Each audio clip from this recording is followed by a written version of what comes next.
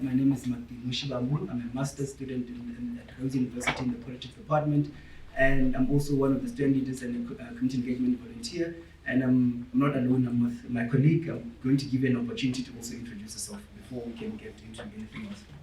Hi everyone, my name is Tshepang Nkosi. I'm also one of the student volunteers, a former student leader, but currently a mentor of this program which we're gonna be talking about. And I'm a law student with a background of psychology, so bear that in mind.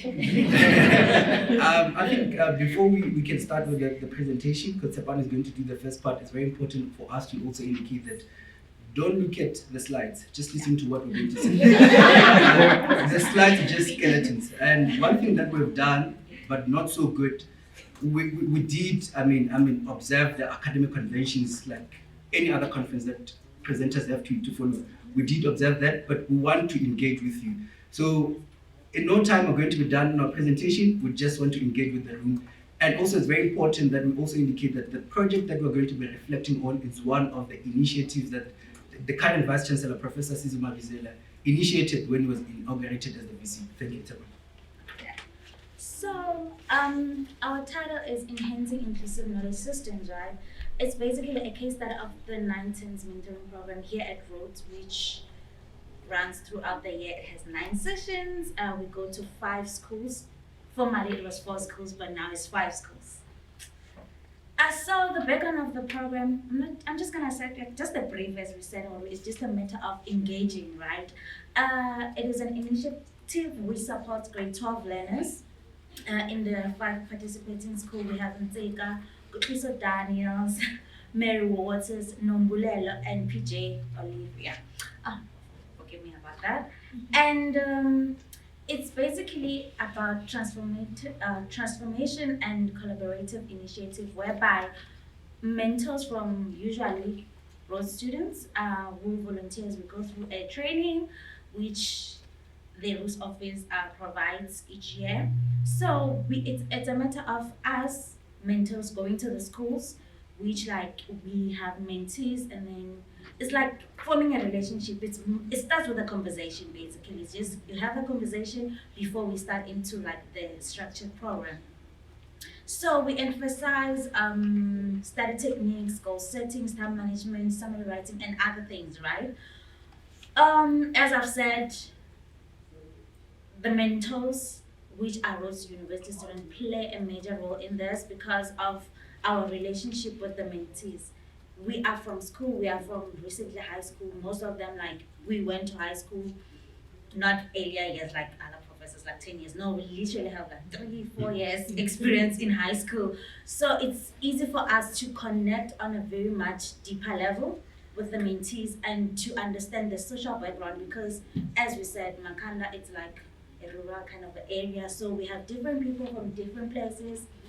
We come together and we share ideas basically, as is the reason why we say inclusive knowledge is meaning that we deal with different ideas coming together from social backgrounds, from economic backgrounds, from wherever. So it's just a matter of us coming together and creating unity. So the pedagogical practices which we are thinking of, including which are already there, some of them like active learning. So active learning, as I've said, like it's a matter of us learning every day. As one of the presenters that side, professors, I forgot the name, he said like we need to learn to unlearn. So it's a matter of us every day engaging. You know, it's a meaningful engagement. Every week we go to the school. Yes, we do have contact with the mentees. We check up on them. They also check up on us. It's like a relationship. It's not a one-way, but it's a two-way. We have, as I said, collaborative learning. The teachers, we try to understand like their curriculum. Okay, fine, they are writing exams. So what can we do as students, as mentors to kind of prepare them for their exams, as we say, the study techniques, how does it come into play? How are they gonna benefit them in their writings, and how can they just like try to know that, okay, fine, next year, am I going to college, am I going to university, or am I going to another field? So it's like we're trying to create a balance between the huge gap which is created from high school and the jump to varsity.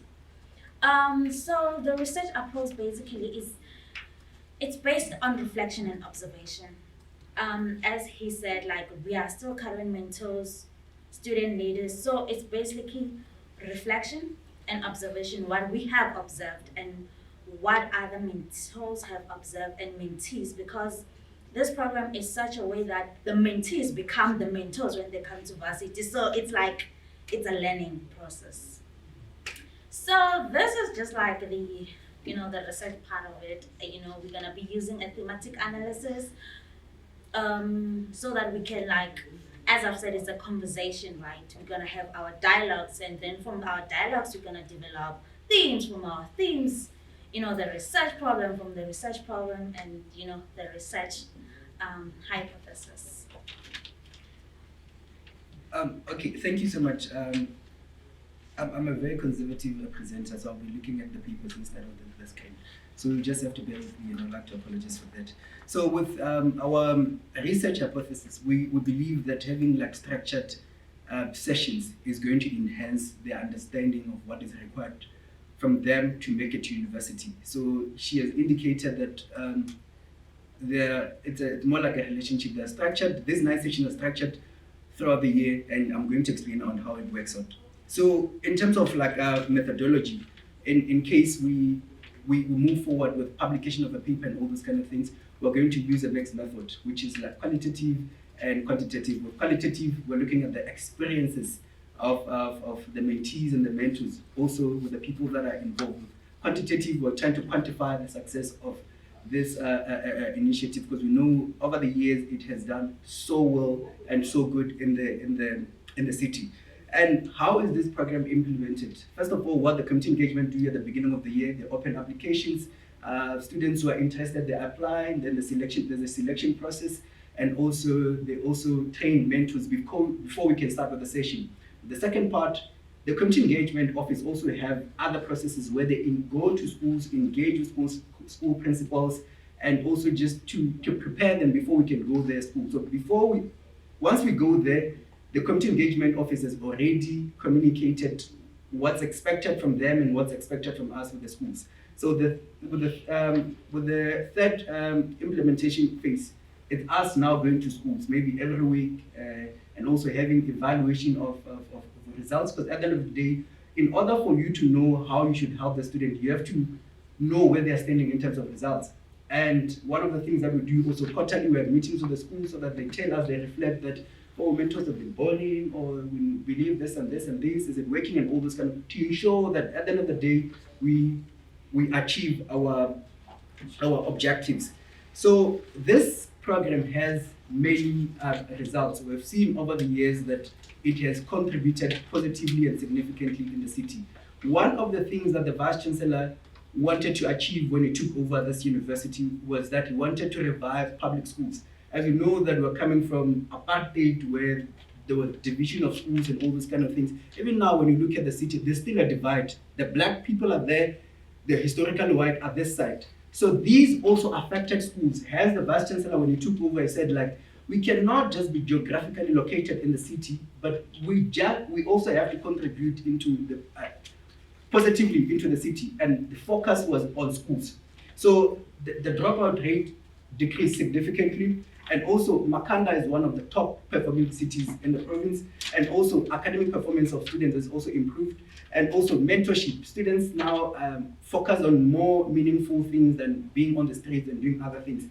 And also, it has played an important role in the transformative process of the city, bridging the gap between the rich and the poor. And also, very important to also indicate that in enhancing and also extending like a hand of public good, the university has played a significant role, because previously the community used to see Rhodes as an abstract, but now people can just walk into Rhodes. For people that are coming to Rhodes for the first time, you've realized there's no gate. And now it's even worse, just because they come to the university for sessions, because there's many community engagement credits. But it's very important that I deal significantly with the results of this, the analysis of the results of this initiative. This is based on last year. Out of 106 mentees that were mentored by students from Rhodes, we had 166 bachelor passes, 61 diploma passes, and 9 higher certificates. That's a significant improvement. And we have 41 acceptance into Rhodes University. And we have 21 students that are also coming to the system through a bridging course. And also, it's very important to also indicate that the public school pass rate in the city is sitting at more than 85% or 85%, which is a significant improvement from what the city used to stand. And it's also very important, and I think this is our biggest measure to see that these initiatives are working. The performance in the city surpasses the provincial and national average. So in the city, or in the province, the city is number one. And we have to indicate strongly that most of them are non-fee paying schools. So this shows that we are working so hard as Rhodes University and the Community Engagement Office to engage with the community and also to ensure that we continue impacting the community positively. In conclusion, or before I conclude, because my colleague is the one who's going to conclude. So in terms of recommend, what can be done to improve this project? I think more research, and we cannot talk research without funds. We need more money being pumped into this kind of initiatives to ensure that we continue impacting the schools and the society positively, not only grade 12, because the problem is not only there. We have to start from the juniors also. Yes, there are other programs such as Budding and Q that are addressing the issue of literacy and all those kind of things with the juniors, but also there are other grades where we have to fill the gap. So I think, and also it's very difficult to get senior students such as postgrad masters being part of the volunteers. So I think it's going to be nice in future to have these senior students that have so much experience to come together. But the most important thing that we need in the program is diversity. Be it for us, I come from a rural school in Limpopo without windows and all those kind of things. There are people that went to St. Andrews and other good schools in the world. We need a combination of these two to work for the community. Over to you. So in conclusion, as he said, like, by the way, he concluded. Basically, this program is like, it's there to achieve like academic performance excellence in our public schools. So as much as I've said, I've mentioned that previously it was 4, now it's 5. So it's like the more student volunteers go through the program, go through the training, the more mentees also are willing to also participate, because it's a matter of them willing to participate. As much as they will be selected, right, on the schools, they also have to be willing to participate, because it depends solely on them, because it's not our part to literally just go and force. It's a matter of willingness and participation. So the more student leaders come and the more mentees are, and the more we get more schools, besides, as I said, Kachun is the most important part of it, because we need more facilitators.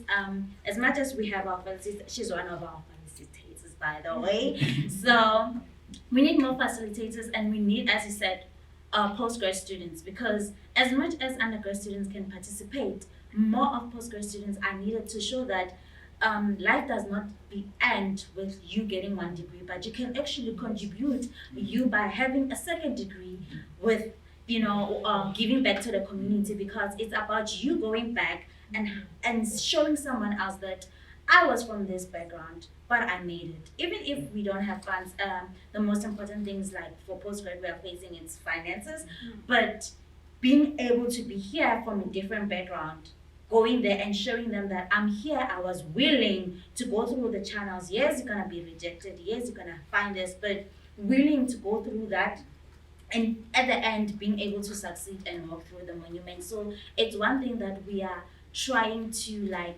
show, and as I've said, more mentors are needed, so that especially postgrad, because we need them. So thank you so much. Any questions? Any recommendations?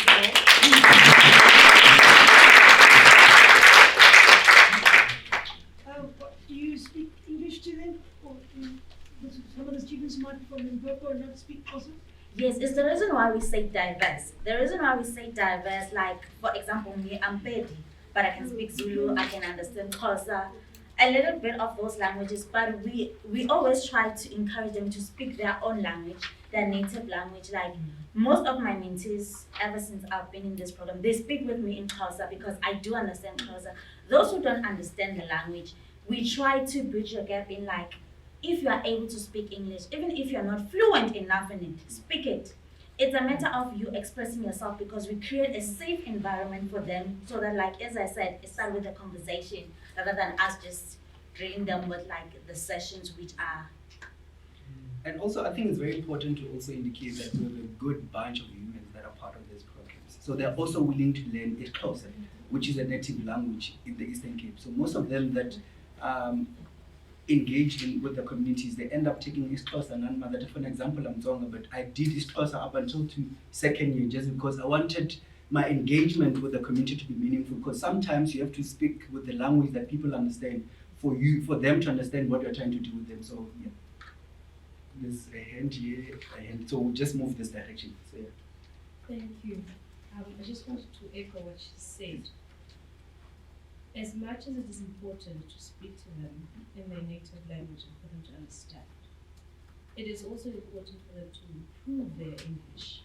Because once they move to Rhodes University, UPE, NMU, UCT, there's no accommodation of them having to speak in their native languages. So I would encourage you to continue communicating to them in English to help them with that communication. I also want to say a very big well done to you guys. I have colleagues who went through your program. They are now teachers with honors degrees, and they are. I'll take the second hand. Oh, yes, thank you. Brilliant program you're doing. It's a brilliant thing, first. But then my thinking being a conceptual person. So the problem is our schooling system is not preparing our kids for universities. And at some point you need to speak to people who must make it happen. Because I'm just thinking of sustainabilities of it. Like if without you, kids will not be able to go and flourish in university. Yes. That means, what are they doing? Should I fire everyone and employ you? In the process? So I'm just thinking then that how we plan to engage policymakers in the Department of Education to say, can you try and absorb this? Instead of, because I'm saying obviously you could have more mentors and more of that, more funding in that way, but you could have it embedded in the teaching and learning in the high school, in the primary school, have it there, so that it's what we're supposed to provide. Otherwise, schools have their department, and they must do a lot of work there. And so when we engage community engagement, we can also, I mean, it's a good thing to identify the problem, expand the problem. There are more other problems that your resources as well could be improving. Say, I mean, if you can do the same thing 20 years from now, for me, I would say that means the entire system doesn't work. Because 20 years from now, you must move something else. Because now that you've made that sustainable, then it could sustain itself. Then you could move something else. But otherwise, if the universities, if the schools will be recipient and keep absorbing, you keep feeding. You keep feeding and keep absorbing. At some point, there must be some transfer, and then they do it themselves. And they put their point that side. Thanks, but well done, the program. No, thank you. Okay, thank you so much. This is just a suggestion on the stats because I heard that one person in there did say that her colleagues we're part of the program, and I strongly believe because I also had in 2019 students that I was mentoring. They enrolled here. One of them is doing her master's right now. Another one is doing honors. 2 of them are undergrad, and I believe that if we can have that stats, it can encourage other people as well to join and be part of the program, as well as have like a celebration of alumni who were mentees within the university. It can extend its reach. Okay, thank you so much. I think those initiatives are already ongoing. So each and every year the states are there. So thank you so much for that. We'll make sure that in future presentations we include everything. Yes, Lovely presentation, Mary. Thank you. I'm more interested, in people's personal experiences. I mean, you've been in the program for so long, and she's also been now. So I'm more interested on just in one sentence what has been your experience or your takeaway from the program? But yeah, lovely presentation. Well done to you. Unfortunately, we were out of time, but it has been amazing.